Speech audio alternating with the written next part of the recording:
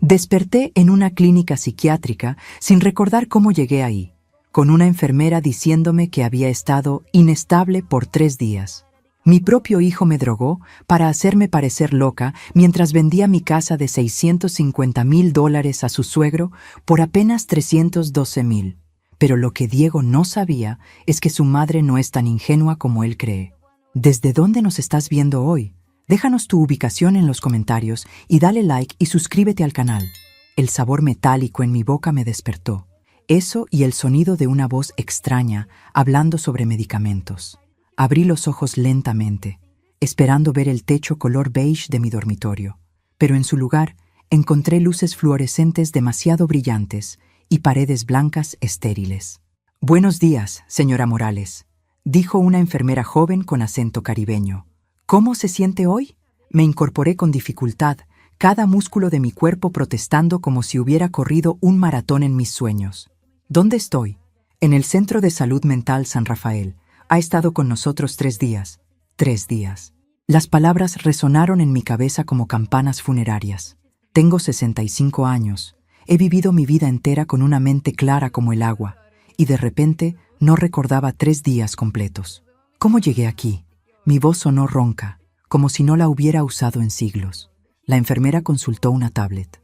Su hijo Diego la trajo. Estaba muy preocupado.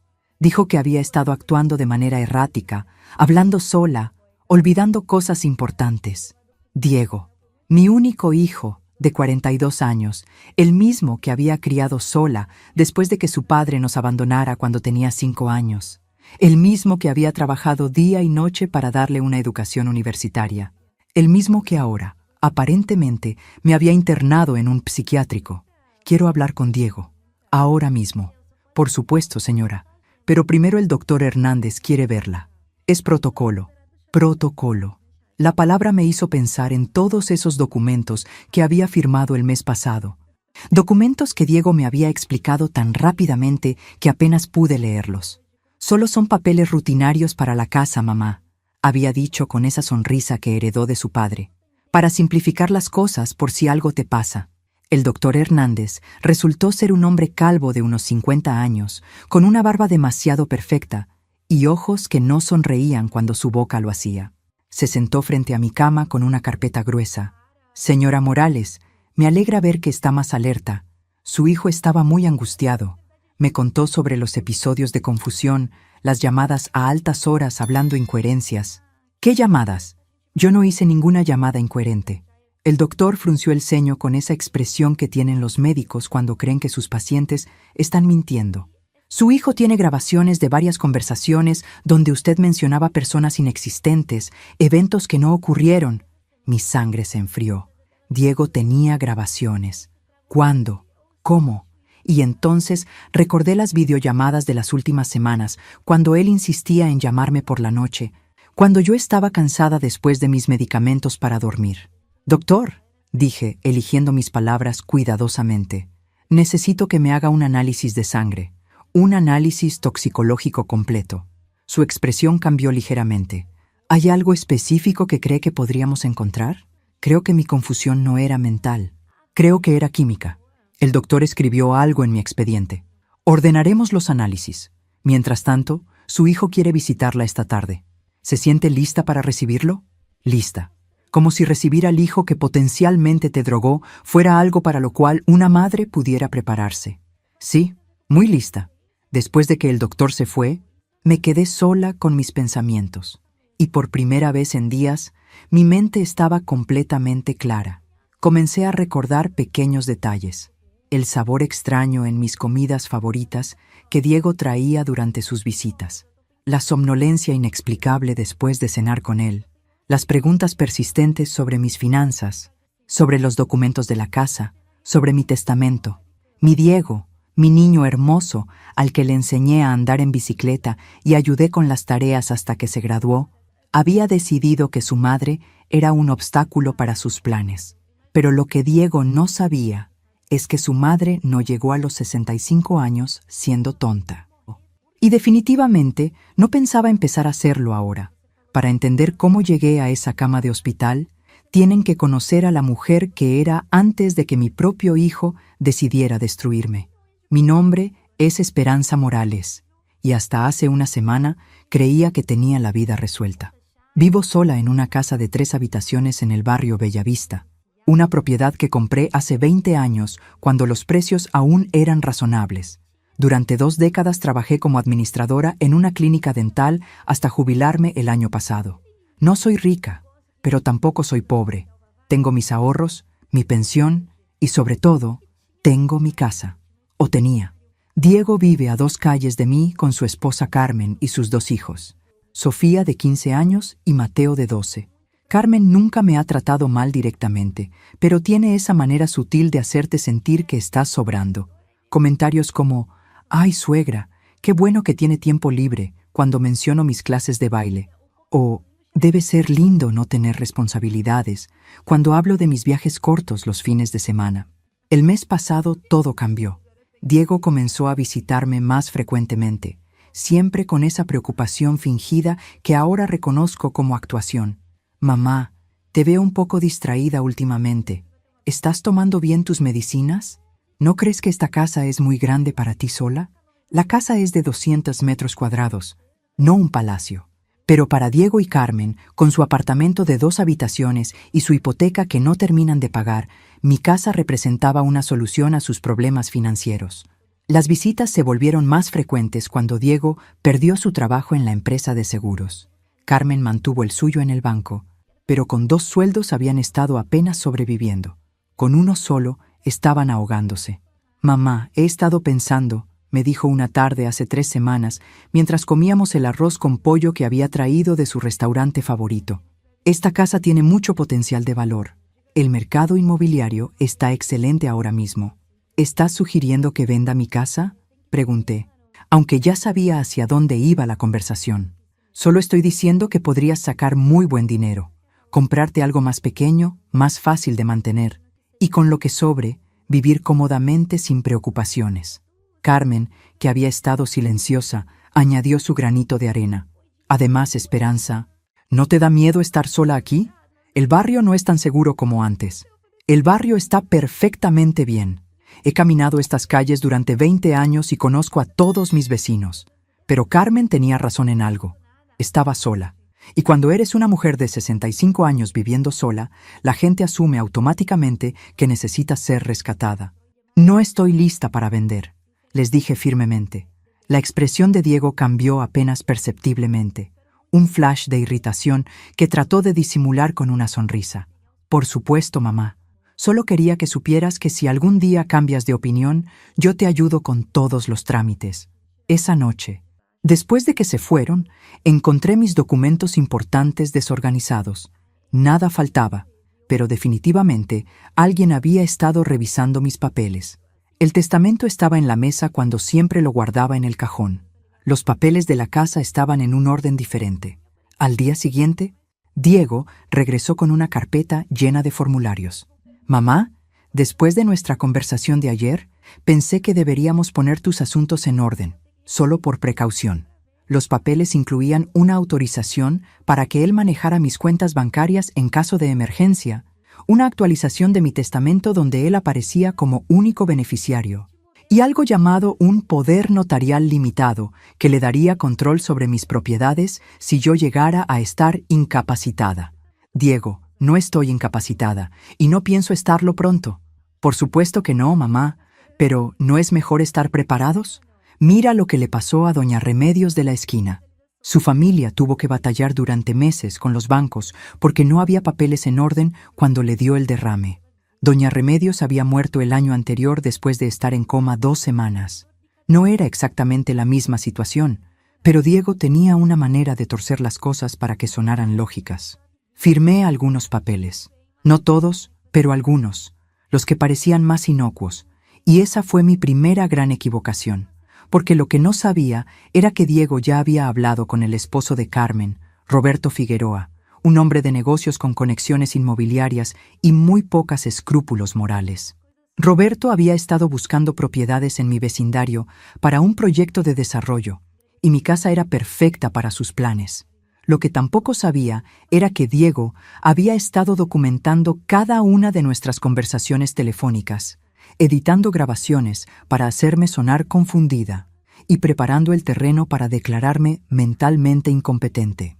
3 días después de firmar esos papeles, comencé a sentirme extraña después de las cenas que Diego me traía. Somnolenta, confundida, olvidadiza. Atribuí estos síntomas a la edad, al estrés, a cualquier cosa menos a la posibilidad de que mi propio hijo me estuviera envenenando lentamente. Y mientras yo luchaba contra una neblina mental que no entendía, Diego ejecutó su plan con la precisión de un cirujano. El día que mi vida cambió para siempre empezó como cualquier martes ordinario.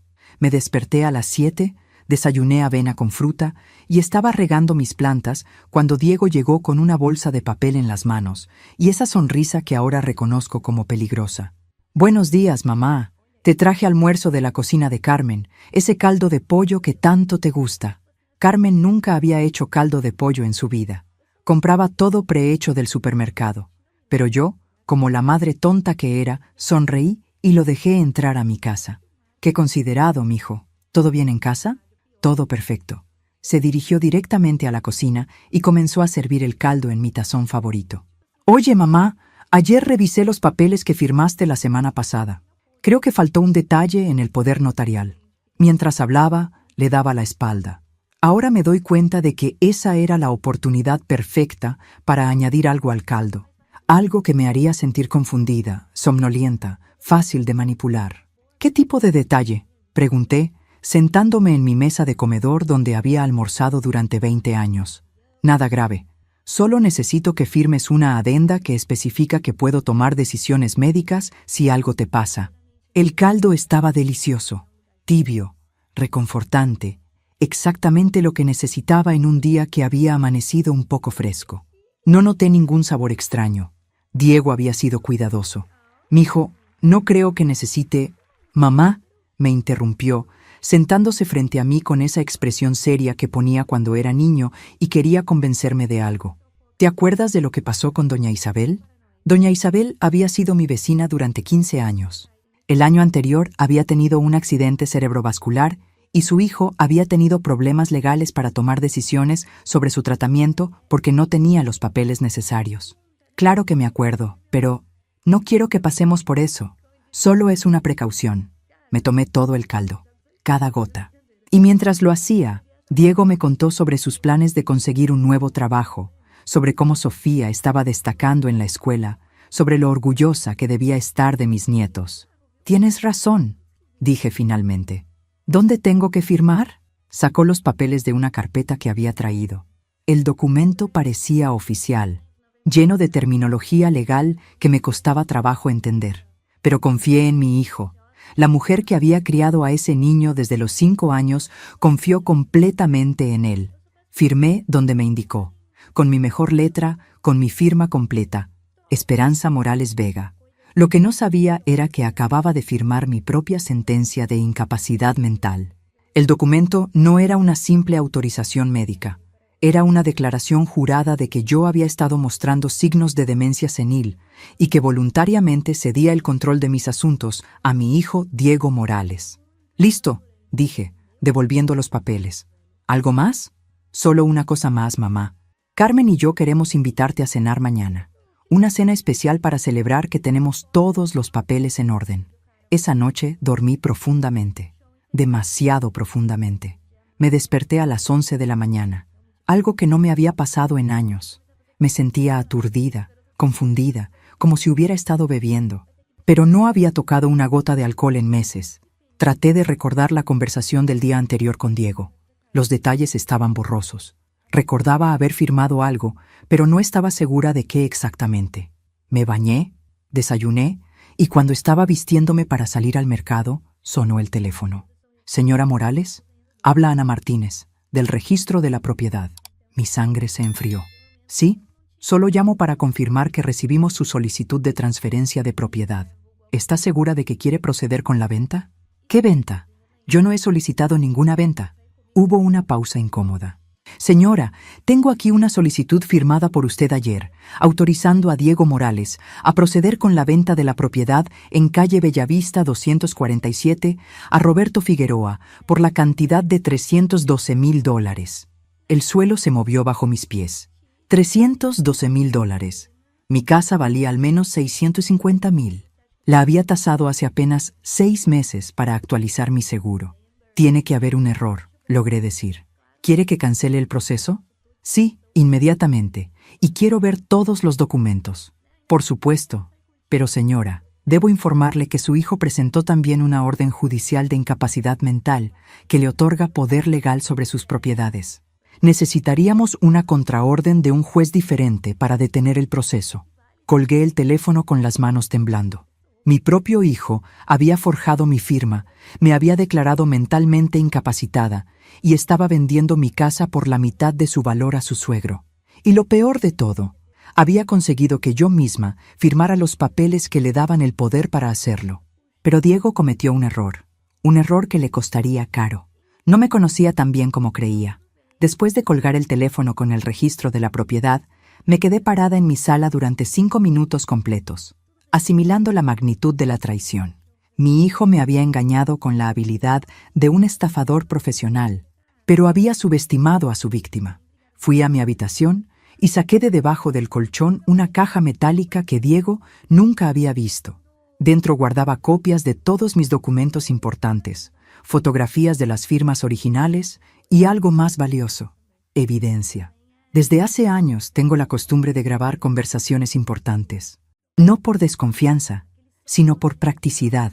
A mi edad, a veces se me olvidan los detalles de reuniones médicas o llamadas bancarias importantes. Tengo una grabadora digital pequeña que siempre llevo en mi bolso. Había grabado la conversación con Diego del día anterior, toda completa. En la grabación se escucha claramente cómo me describe el documento como una simple autorización médica, cuando en realidad era una declaración de incapacidad. En términos legales, eso se llama fraude por engaño, pero tenía algo mejor, mucho mejor. Hace 3 semanas, cuando Diego empezó a presionarme para vender la casa, instalé cámaras de seguridad. Se lo había mencionado a mi vecina Rosa, diciéndole que estaba preocupada por los robos en el vecindario. Pero la verdad es que algo en el comportamiento de mi hijo me había puesto nerviosa. Las cámaras capturaron todo. Diego revisando mis documentos sin permiso.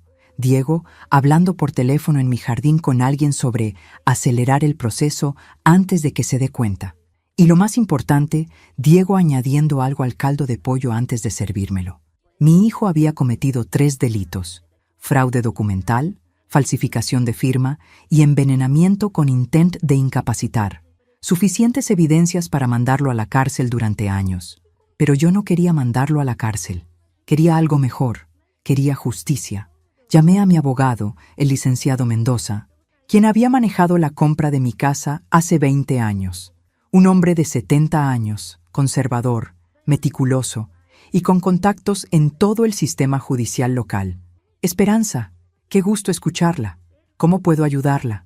Licenciado, necesito que detenga una venta fraudulenta de mi propiedad. Y necesito que me ayude a diseñar una estrategia legal muy específica. ¿Qué tipo de estrategia? El tipo que le enseña a un hijo ingrato que su madre no es tan tonta como él cree. Nos reunimos esa misma tarde en su oficina. Le mostré todas las evidencias, las grabaciones, los videos de las cámaras, las copias de los documentos originales, el análisis de sangre que me había hecho en una clínica privada y que mostraba restos de benzodiazepinas en mi sistema. Esperanza, esto es suficiente para procesarlo criminalmente. Podríamos hacer que arresten a Diego hoy mismo. No quiero que lo arresten todavía. Quiero que sienta exactamente lo que me hizo sentir a mí. Quiero que pierda todo lo que cree que va a ganar. El licenciado Mendoza sonrió.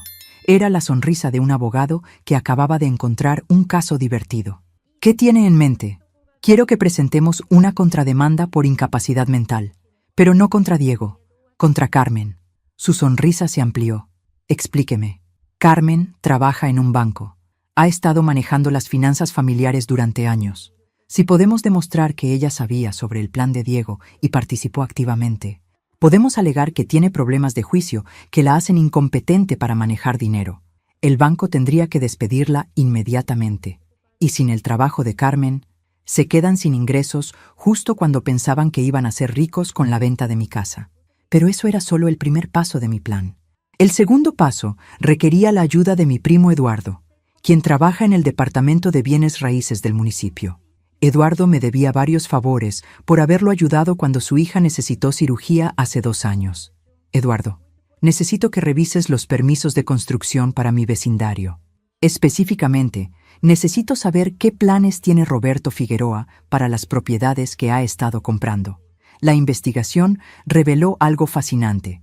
Roberto no estaba comprando casas para vivir, estaba comprando todo el bloque para demoler y construir un centro comercial. Mi casa era la pieza final que necesitaba para completar el proyecto. Pero había un problema con sus planes. Los permisos de construcción que había solicitado violaban 3 ordenanzas municipales relacionadas con espacios verdes y zonificación residencial.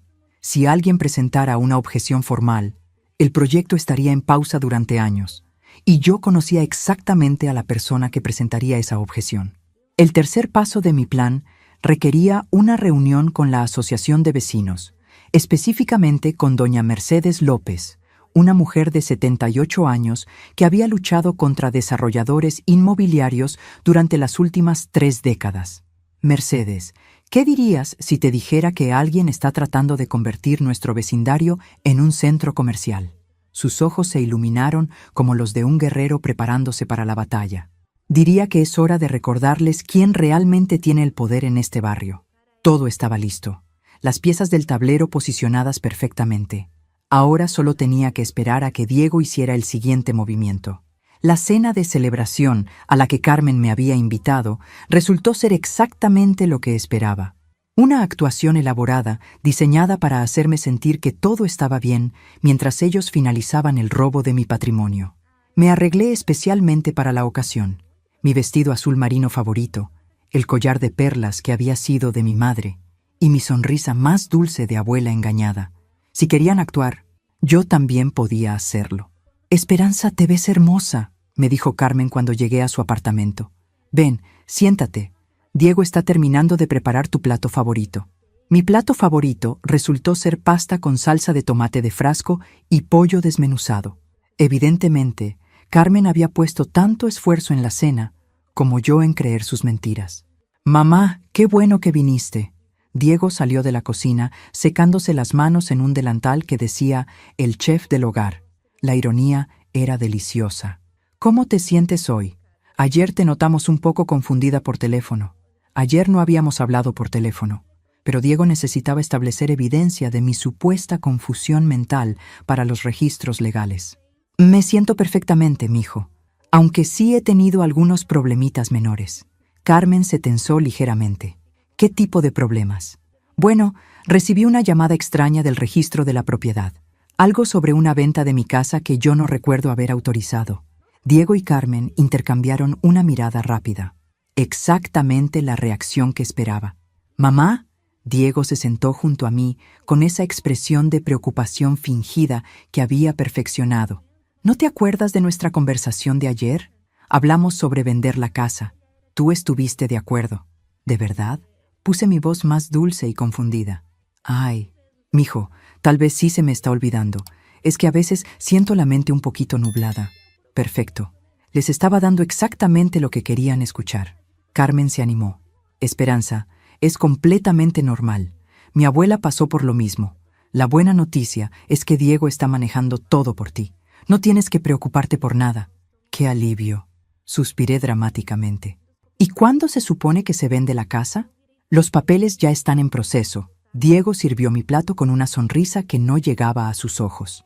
«Roberto, el hermano de Carmen, se encarga de todo. Te va a dar un precio muy justo.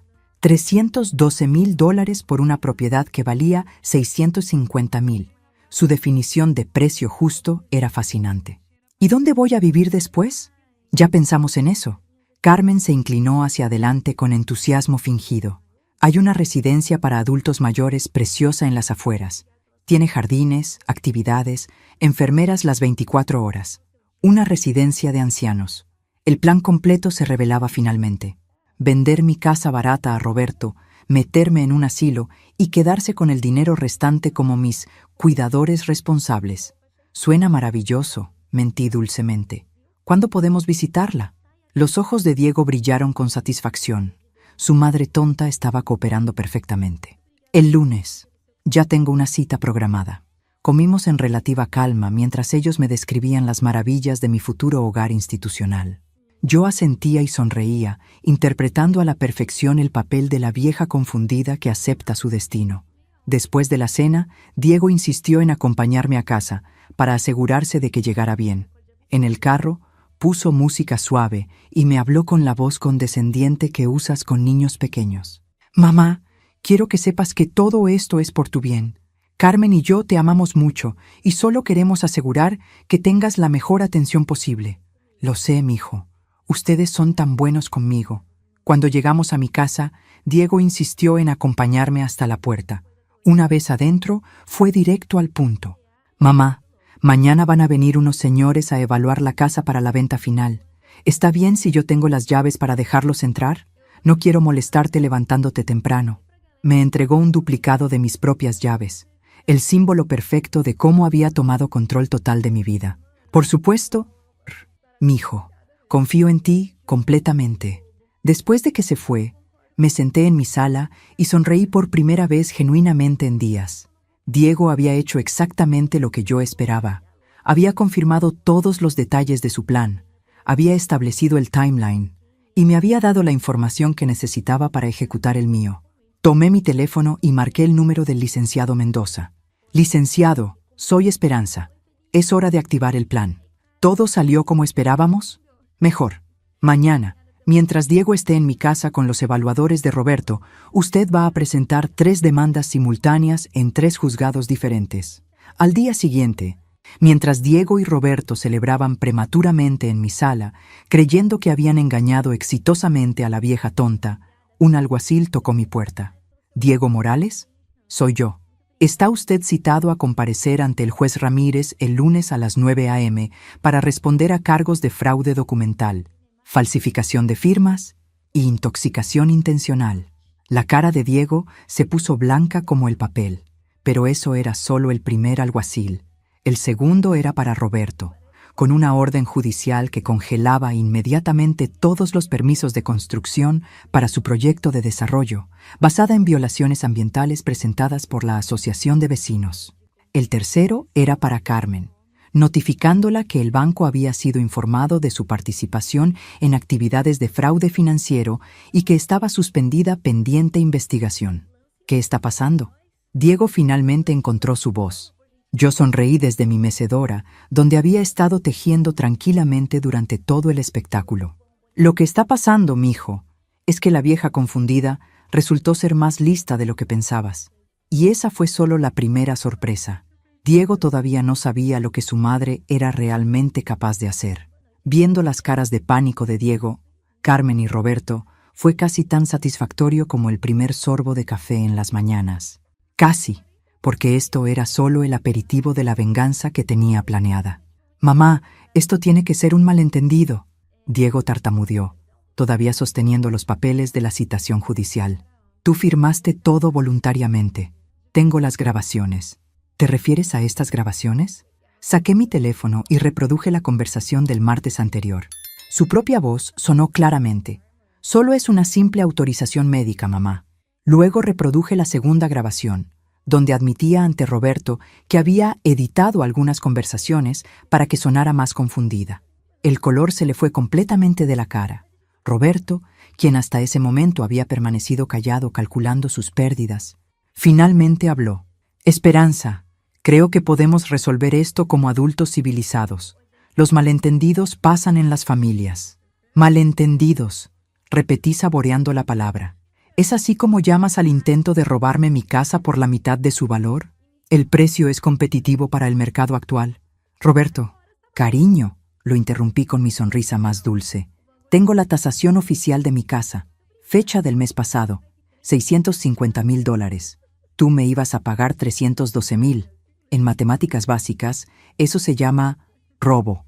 Carmen finalmente encontró su voz. Suegra, usted no entiende las complejidades del mercado inmobiliario. Carmen.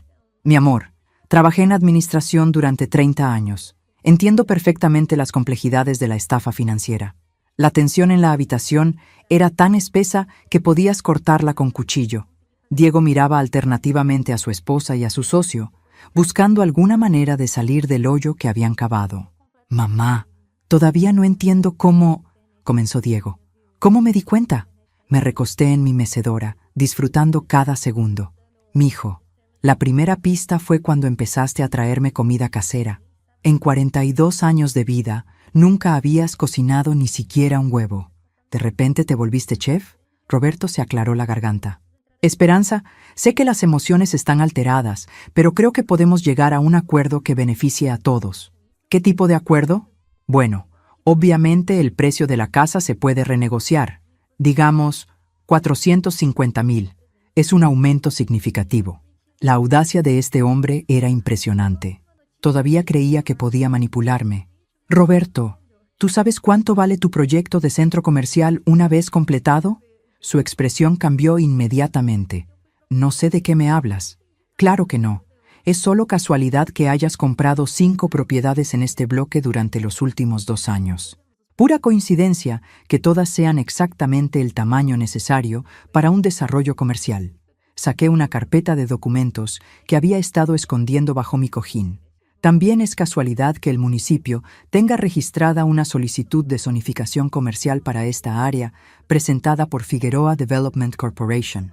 Roberto se puso pálido. Según mis cálculos, el proyecto completo te generaría aproximadamente 12 millones en ganancias durante los próximos 5 años. Mi casa era la pieza final que necesitabas. Sin ella, todo tu proyecto se va a la basura.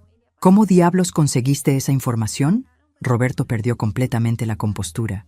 Mi primo Eduardo trabaja en el Departamento de Planeación Urbana. Le pedí que investigara un poquito.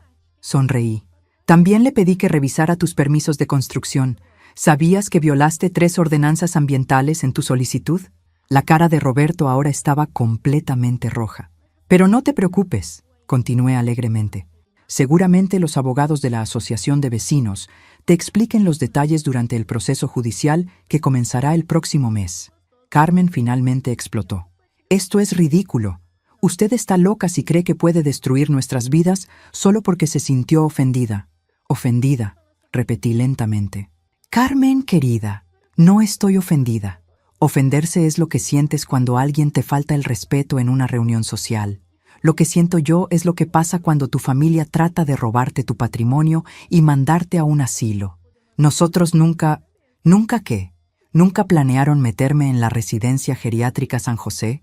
Porque tengo grabada la conversación donde Diego le dice a Roberto que una vez que la vieja esté en el asilo, será más fácil manejar sus finanzas. Diego se dejó caer en mi sofá como si alguien le hubiera cortado las cuerdas. Mamá, todo esto se salió de control. Nunca quisimos lastimarte. Claro que no. Mijo, solo querían drogarme, declararme loca, robar mi casa y encerrarme en un asilo. Pero todo por mi propio bien, ¿verdad? Roberto se levantó bruscamente. Esto se acabó. Diego, Carmen, nos vamos. Esperanza, esto no se va a quedar así. Tienes razón, Roberto. No se va a quedar así. Esperé hasta que llegaran a la puerta para darles la última sorpresa de la noche. Ah, se me olvidaba mencionar. Mañana en la mañana, el Canal 7 va a transmitir un reportaje especial sobre fraudes inmobiliarios contra adultos mayores. Van a entrevistar a una víctima local que logró exponer toda la red de estafa. Los 3 se voltearon hacia mí con expresiones de horror. ¿Adivinen quién es esa víctima? La entrevista de televisión fue programada para las 8 de la mañana en mi propia sala. La reportera, una mujer joven llamada Patricia Ruiz, llegó con un camarógrafo y un técnico de sonido que convirtieron mi hogar en un estudio de televisión temporal. Señora Morales, entiendo que su propia familia trató de estafarla. Patricia me miraba con esa expresión de compasión profesional que usan los periodistas cuando cubren tragedias. Debe haber sido muy difícil descubrir la traición. Patricia, querida, difícil fue criar a ese niño sola durante 37 años. Descubrir que era un ladrón fue simplemente educativo. La reportera parpadeó, claramente no esperando que la víctima de abuso de ancianos fuera tan directa. ¿Puede contarnos cómo se dio cuenta de lo que estaba pasando? Bueno, la primera pista fue cuando mi hijo comenzó a cocinar. Diego no sabe ni hacer agua hervida. Cuando llegó con caldo de pollo casero, supe que algo andaba mal. Me acomodé en mi mecedora favorita. La segunda pista fueron los documentos legales que me hacía firmar. 30 años trabajando en administración te enseñan a leer la letra pequeña. ¿Y las drogas en su sistema? Ah, sí. Resulta que mi querido hijo estaba condimentando mi comida con benzodiazepinas. Muy creativo, aunque ilegal. Patricia se inclinó hacia adelante. ¿Cómo logró reunir evidencia? Mija, a mi edad has aprendido que las palabras se las lleva el viento, pero las grabaciones y los videos duran para siempre. Sonreí directamente a la cámara. Siempre grabo conversaciones importantes. Y desde que noté comportamientos extraños, instalé cámaras de seguridad. ¿Tiene las grabaciones? Tengo todo. Las conversaciones donde Diego me miente sobre los documentos. Los videos donde agrega medicamentos a mi comida. Las llamadas telefónicas donde él y Roberto planean el robo de mi casa. El camarógrafo ajustó su ángulo para capturar mejor mi expresión mientras continuaba. También tengo la evidencia de que esto no era solo una estafa familiar. Era parte de un esquema más grande de Roberto Figueroa para apoderarse de todo el vecindario y construir un centro comercial. Patricia prácticamente se iluminó. ¿Puede dar más detalles sobre esa conexión? Roberto necesitaba mi casa para completar su proyecto de desarrollo. Diego necesitaba dinero porque perdió su trabajo. Carmen necesitaba mantener su estilo de vida bancario. Los tres decidieron que la vieja esperanza era el obstáculo perfecto para resolver todos sus problemas. ¿Qué mensaje tiene para otros adultos mayores que puedan estar pasando por situaciones similares? Me acerqué un poco más a la cámara, asegurándome de que cada palabra fuera clara. Primero, confíen en sus instintos. Si algo se siente mal, probablemente lo está. Segundo, documenten todo. Tercero, recuerden que ser mayor no significa ser tonto. Y cuarto, hice una pausa dramática. Nunca subestimen a una mujer que ha sobrevivido 70 años en este mundo. Hemos visto de todo y sabemos cómo defendernos. La entrevista duró 45 minutos.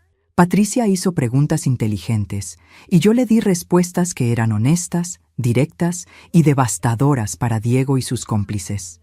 Cuando terminaron de empacar su equipo, Patricia me entregó su tarjeta personal. Señora Morales, creo que esta historia va a generar mucho interés. ¿Estaría dispuesta a hacer entrevistas de seguimiento? Por supuesto. Me encanta educar al público sobre las realidades del fraude familiar. 2 horas después de que se fueron, mi teléfono empezó a sonar. La primera llamada fue de Diego. Mamá, ¿qué hiciste? Su voz sonaba desesperada. Todo el pueblo está hablando de la entrevista. Los vecinos me están mirando como si fuera un criminal. Es porque eres un criminal, mijo. Esto va a arruinar mi reputación. Diego, querido, tu reputación se arruinó el día que decidiste drogar a tu madre. La segunda llamada fue de Carmen, llorando histéricamente. Esperanza, por favor, tiene que hacer algo. El banco me suspendió indefinidamente. Mi jefe dice que no pueden mantener empleada a alguien involucrada en fraudes financieros. Carmen, amor, deberías haber pensado en eso antes de participar en el plan. Pero yo solo seguía a Diego. Yo no sabía que era tan serio. Cariño, conspirar para robar la casa de tu suegra es bastante serio sin importar quién sea el líder. La tercera llamada fue la más interesante. Roberto, tratando de sonar calmado pero fallando miserablemente. Esperanza, creo que podemos manejar esto como profesionales. Estoy dispuesto a discutir compensación por cualquier malentendido. ¿Qué tipo de compensación? Bueno, obviamente tus gastos legales, algo por el estrés emocional, digamos $100,000 por las molestias. $100,000. Después de intentar robarme casi 400,000. Roberto, esa es una oferta muy generosa. ¿Entonces estás dispuesta a considerar un acuerdo? Absolutamente. Deja que te haga una contraoferta. Hubo silencio expectante del otro lado de la línea. Mi contraoferta es que te declares en bancarrota, vendas todos tus bienes para compensar a las otras familias que estafaste y te vayas a vivir a otro estado, preferiblemente muy lejos. Eso es ridículo. Roberto, querido, lo ridículo fue creer que podías engañar a una mujer que ha manejado dinero toda su vida. Colgué y me serví una taza de té. Afuera, El noticiero de la tarde estaba comenzando, y sabía que mi historia sería el tema principal. Pero la verdadera venganza apenas estaba comenzando. El noticiero de la noche convirtió mi historia en el escándalo local del año. Patricia Ruiz había hecho un trabajo excelente editando mi entrevista, intercalando mis comentarios con explicaciones sobre cómo funcionan las estafas contra ancianos y qué señales buscar. Pero lo mejor de todo fue cuando mostraron las fotos de Diego, Carmen y Roberto mientras explicaban los cargos criminales que enfrentaban cada uno. Diego se veía terrible en su foto del arresto. Carmen estaba llorando. Roberto parecía un criminal de carrera, que probablemente lo era. A las 9 de la noche, 3 horas después de la transmisión, mi teléfono sonó otra vez. «Señora Morales», habla el detective Ramírez de la Unidad de Crímenes Financieros. «Detective, ¿cómo puedo ayudarle?» «Ma'am, vimos su entrevista esta noche. Nos gustaría programar una reunión para discutir su caso con más detalle. Creemos que el señor Figueroa puede estar involucrado en otros esquemas similares». Interesante. Mi venganza personal estaba a punto de convertirse en una investigación criminal más amplia. «Por supuesto, detective. ¿Cuándo les conviene? ¿Mañana por la mañana?» «Perfecto. Tengo toda la evidencia organizada y lista». Después de colgar, me senté en mi mecedora a reflexionar sobre cómo había evolucionado la situación. Había comenzado queriendo simplemente recuperar mi casa y enseñarle una lección a mi hijo. Ahora estaba ayudando a desmantelar una red de estafa inmobiliaria. A veces, la venganza toma direcciones inesperadas. El detective Ramírez resultó ser un hombre de unos 50 años, con el tipo de bigote que había estado de moda en los 80 y nunca había tenido el valor de cambiar. Vino acompañado de una detective más joven, la oficial Moreno, quien tomaba notas en una tablet mientras hablábamos. «Señora Morales, la evidencia que reunió es extraordinaria». El detective revisaba mis carpetas de documentos. «Estas grabaciones y videos son suficientes para procesar a los 3 por múltiples delitos. Me alegra saber que serán útiles. Pero hay algo más. Hemos estado investigando a Roberto Figueroa durante varios meses. Su caso nos da la evidencia final que necesitábamos». La detective Moreno se inclinó hacia adelante. ¿Estaría dispuesta a testificar no solo en su propio caso, sino en los casos de otras víctimas? ¿Otras víctimas? Al menos 6 familias mayores en la zona metropolitana han perdido sus propiedades en circunstancias sospechosamente similares durante los últimos 3 años. Todas vendieron por debajo del valor de mercado a empresas conectadas con Figueroa. El alcance de la operación de Roberto era más grande de lo que había imaginado. Mi caso era solo la punta del iceberg. Por supuesto que testificaré. ¿Qué necesitan de mí? Principalmente que mantenga sus rutinas normales mientras finalizamos la investigación. Figueroa y sus asociados aún no saben cuánta evidencia tenemos. Queremos arrestar a toda la red al mismo tiempo. ¿Y Diego y Carmen? Ellos ya están procesados por los delitos directos contra usted. Pero si pueden proporcionarnos información sobre la operación más grande de Figueroa, podrían negociar sentencias reducidas a cambio de cooperación. La idea de Diego y Carmen negociando con los fiscales para salvar sus propios pellej os tenía una ironía deliciosa.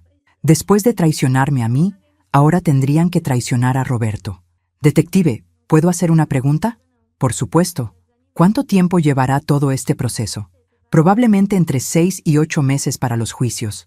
¿Por qué pregunta? Sonreí. Porque quiero asegurarme de tener tiempo suficiente para disfrutar viendo cómo se desarrolla todo. Esa tarde, después de que los detectives se fueron, decidí dar un paseo por mi vecindario. Era la primera vez en semanas que me sentía completamente libre y segura. Doña Mercedes me paró en la esquina de siempre. «Esperanza, vi tu entrevista anoche. Qué valiente. Toda la asociación de vecinos está orgullosa de ti. Gracias. Mercedes, ¿cómo va la batalla legal contra el proyecto de Roberto?» «Excelente.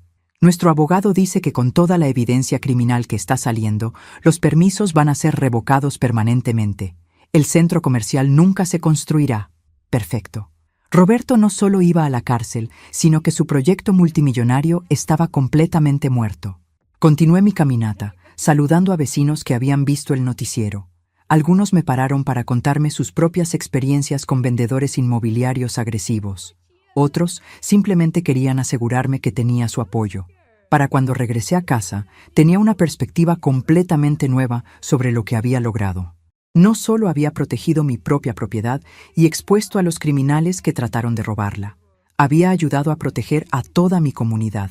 Pero había una conversación más que tenía que tener, una que había estado posponiendo porque era la más dolorosa. Esa noche marqué el número de mi nieta Sofía. Abuela, ¿estás bien? He estado viendo las noticias. Estoy perfectamente, mi amor. ¿Pero tú cómo estás? Sé que esto debe ser muy difícil para ti. Hubo una pausa larga antes de que Sofía respondiera. Abuela, ¿es verdad todo lo que están diciendo sobre papá? Era el momento de la conversación más honesta y más dolorosa de toda esta experiencia. Sofía, mi cielo, ven a casa para que hablemos cara a cara. Una hora después, mi nieta de 15 años estaba sentada en mi sofá con los ojos rojos de haber llorado. Sofía había heredado mi carácter fuerte, pero también tenía la sensibilidad de la adolescencia, y todo esto la estaba destrozando. Abuela, no entiendo cómo papá pudo hacer esto. Él siempre dice que la familia es lo más importante. Sofía, amor, a veces las personas que más queremos nos decepcionan de maneras que nunca esperábamos. Pero, ¿drogarte? ¿Tratar de robarte tu casa? Su voz se quebró. ¿Cómo puede alguien hacerle eso a su propia madre? Era una pregunta que yo me había hecho durante semanas. Y finalmente había llegado a una respuesta que podía vivir. Tu papá se perdió, mi amor. Perdió su trabajo. Tenía presión financiera. Y en lugar de pedir ayuda honestamente, eligió el camino fácil. Creyó que podía tomar lo que necesitaba sin que nadie saliera lastimado. Pero tú sí saliste lastimada. Sí, pero sobreviví, y ahora soy más fuerte de lo que era antes. Sofía me miró con esos ojos que todavía tenían rastros de la niña pequeña que solía traer todos los veranos a hacer galletas conmigo. ¿Puedes perdonarlo? Esa era la pregunta del $1.000.000. No sé, Sofía. Tal vez algún día. Pero perdonar no significa olvidar, y definitivamente no significa permitir que vuelva a pasar. ¿Qué va a pasar con mamá y papá? Van a enfrentar las consecuencias de sus decisiones. Tu papá probablemente irá a la cárcel por un tiempo. Tu mamá perdió su trabajo en el banco y tendrá que reconstruir su carrera. ¿Y nosotros, Mateo y yo? Mi corazón se partió un poco más. Estos niños eran víctimas tanto como yo, pero de una manera diferente. Ustedes van a seguir siendo mis nietos, sin importar lo que pase con sus padres. Eso nunca va a cambiar. Sofía se acurrucó contra mi lado como hacía cuando era pequeña. Tengo miedo, abuela. ¿De qué tienes miedo? De que la gente nos mire diferente. De que piensen que somos como papá y mamá. La levanté suavemente para mirarla a los ojos. Sofía Morales, tú eres exactamente quien tú decides ser. Las acciones de tus padres no te definen a ti. Tu carácter, tus valores, tus decisiones son los que importan. ¿De verdad lo crees? Completamente. Y para asegurarme de que tengas todas las oportunidades que mereces, hay algo que quiero decirte. Fui a mi escritorio y saqué un documento legal que había preparado la semana anterior con el licenciado Mendoza. Este es un fondo fiduciario para tu educación universitaria y la de Mateo. No importa lo que pase con sus padres, ustedes van a poder ir a la universidad. Sofía miró el documento con asombro. Abuela, ¿esto es real? Completamente real. $200.000 para cada uno, que se liberarán cuando cumplan 18 años o empiecen la universidad, lo que pase primero. Mi nieta comenzó a llorar otra vez, pero estas eran lágrimas diferentes. Lágrimas de alivio, de gratitud, de esperanza. ¿Por qué haces esto por nosotros cuando papá te lastimó tanto? Porque ustedes no son su padre. Y porque una de las pocas cosas buenas que tu padre me dio fueron ustedes dos. Después de que Sofía se fue, me quedé pensando en la conversación. Durante semanas había estado tan enfocada en mi venganza contra Diego y sus cómplices que casi había olvidado que había víctimas inocentes en toda esta situación. Mi teléfono sonó, interrumpiendo mis reflexiones. Era el detective Ramírez. Señora Morales, tengo noticias importantes. ¿Puede venir a la estación mañana por la mañana? ¿Qué tipo de noticias? Prefiero explicarle en persona, pero digamos que su caso ha abierto una caja de Pandora más grande de lo que esperábamos. Al día siguiente, en la estación de policía, el detective Ramírez me llevó a una sala de reuniones donde me esperaba una mujer de unos 40 años en un traje business impecable. Señora Morales, ella es la fiscal federal Ana Delgado. Quiere hablar con usted sobre Roberto Figueroa. La fiscal se inclinó hacia adelante con una expresión seria. Señora Morales, su caso ha revelado conexiones que van más allá de simples estafas inmobiliarias locales. ¿Qué tipo de conexiones? Roberto Figueroa ha estado lavando dinero para organizaciones criminales a través de sus proyectos de desarrollo inmobiliario. Las casas que compraba a precios bajos las revendía a precios inflados a empresas fantasma, efectivamente lavando millones de dólares. La habitación se quedó en silencio mientras procesaba esta información. ¿Está diciendo que mi hijo estaba involucrado con el crimen organizado? No directamente. Su hijo era solo una pieza pequeña en una operación mucho más grande. Pero sin saberlo, su evidencia nos ha dado la clave para desmantelar toda la red. La fiscal sacó una fotografía de un hombre que no reconocí. ¿Ha visto a este hombre antes? Estudié la foto cuidadosamente. No, nunca lo he visto. Se llama Carlos Mendoza y es el socio silencioso de Roberto en varios proyectos. También es uno de los lavadores de dinero más buscados por el FBI. Mi pequeña venganza familiar se había convertido oficialmente en una operación federal contra el crimen organizado. ¿Qué necesitan de mí? Su testimonio va a ser crucial en el juicio federal, pero también queremos asegurarle que estará completamente protegida durante todo el proceso. ¿Protegida de qué? El detective Ramírez y la fiscal intercambiaron una mirada. Señora Morales, estas personas mueven mucho dinero. Cuando se den cuenta de que usted es la razón por la que toda su operación está siendo desmantelada, podrían intentar tomar represalias. Represalias. La palabra resonó en la habitación como una campana fúnebre. Mi venganza contra Diego había desatado algo mucho más grande y más peligroso de lo que había imaginado. 3 meses después de esa reunión en la estación de policía, estaba sentada en la primera fila de un juzgado federal, viendo cómo Roberto Figueroa era declarado culpable de lavado de dinero, fraude inmobiliario y conspiración criminal. La operación federal había sido un éxito completo. Carlos Mendoza fue arrestado en su mansión en Miami con evidencia suficiente para mandarlo a la cárcel durante 20 años. 5 otros asociados fueron procesados. Millones de dólares en propiedades fueron confiscados. Y todo había empezado porque una mujer de 65 años se negó a dejarse engañar por su propio hijo. Diego había cooperado completamente con la investigación federal a cambio de una sentencia reducida. En lugar de 10 años de prisión, recibiría 3 años y 5 de libertad condicional. Carmen había llegado a un acuerdo similar: 2 años de cárcel y prohibición permanente de trabajar en instituciones financieras. Pero la verdadera justicia no estaba en los años de cárcel. Estaba en las consecuencias naturales de sus decisiones. Diego había perdido su casa cuando no pudo pagar la hipoteca sin el ingreso de Carmen. Su reputación en la comunidad estaba arruinada permanentemente. Sus propios hijos lo veían con una mezcla de vergüenza y decepción que tomaría años, tal vez décadas, reparar. Carmen había perdido su carrera profesional. Ningún banco la contrataría jamás. Tendría que empezar de cero en una industria completamente diferente a los 45 años. Roberto había perdido todo. Su empresa de desarrollo inmobiliario estaba en bancarrota.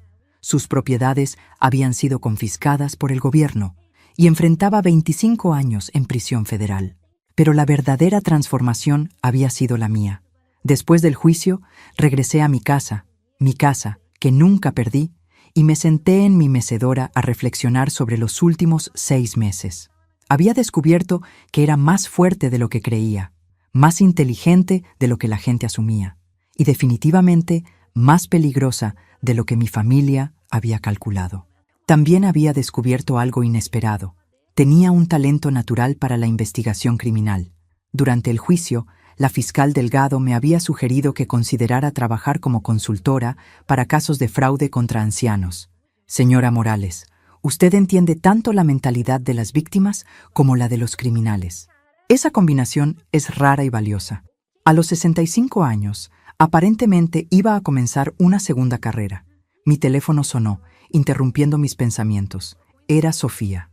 Abuela, ¿viste las noticias? Están hablando de ti otra vez. ¿Ahora qué dicen? Que eres una heroína local, que gracias a ti se desmanteló una red criminal importante, que eres un ejemplo para todas las mujeres mayores. Heroína. La palabra me hizo sonreír. 3 meses atrás era una víctima confundida en una cama de hospital. Ahora era una heroína. Sofía, ¿sabes qué es lo mejor de todo esto? ¿Qué? Que aprendí que nunca es demasiado tarde para defenderte. Nunca es demasiado tarde para luchar por lo que es tuyo. Y nunca es demasiado tarde para demostrar que no eres la víctima fácil que la gente cree que eres. Te amo, abuela. Y yo te amo a ti, mi cielo. Después de colgar, me preparé una taza de té y salí a mi patio trasero. El jardín que había plantado 20 años atrás estaba en su mejor momento. Las flores que había cuidado con paciencia durante décadas finalmente habían alcanzado su máximo esplendor. Era una metáfora perfecta para mi propia vida. A los 65 años no estaba al final de mi historia. Estaba en mi momento de máximo florecimiento. Mi teléfono sonó otra vez. Esta vez era un número que no reconocía. Señora Morales, habla Janet Coleman del FBI. La fiscal Delgado me dio su número. Tenemos una situación en Phoenix, Arizona, que es muy similar a su caso. Una red de estafadores está atacando a adultos mayores hispanos con esquemas inmobiliarios fraudulentos. ¿Y qué necesitan de mí? Su experiencia, su perspectiva y su habilidad para obtener evidencia sin levantar sospechas. ¿Estaría interesada en ayudarnos? Miré alrededor de mi casa, mi jardín, mi vida tranquila y ordenada. Luego pensé en otras familias como la mía. Otros adultos mayores siendo manipulados y robados por gente sin escrúpulos. Agent Coleman, ¿cuándo quieren que tome el próximo vuelo a Phoenix? Porque resulta que Esperanza Morales no solo había recuperado su casa y su dignidad, había descubierto su verdadero propósito en la vida y a los 65 años, finalmente, estaba empezando a vivir de verdad. Los estafadores de América mejor que se cuidaran. Esta abuela acababa de declarar la guerra y había demostrado que siempre ganaba sus batallas.